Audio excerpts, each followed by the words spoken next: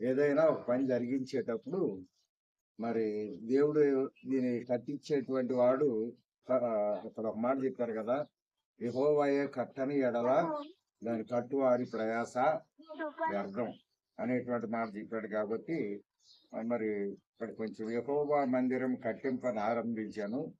రాజైన సొలొమోను యెహోవాకు కట్టించిన మందిరము 60 మూరల పొడవును, 20 మూరల ఎల్లడుపును, 30 మూరల ఎత్తును గలదై ఉండెను. పరిశుద్ధ స్థలం ఎదుట ఉన్న ముఖ మంటపము మందిరం యొక్క ఎడల్పుని బట్టి 20 మూరల పొడవు, మందిరం అది 10 మూరల ఎల్లడుపు.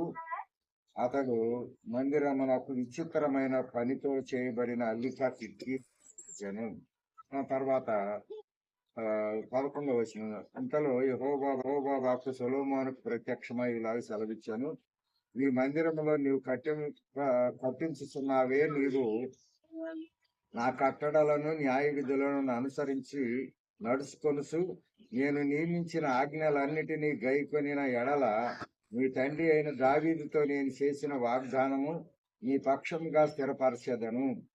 నా జనులైన ఇశ్రాయేలీయులను విడిచిపెట్టక నేను వారి మధ్య నివాసము చేసేదను. హల్లెలూయా. హల్లెలూయా.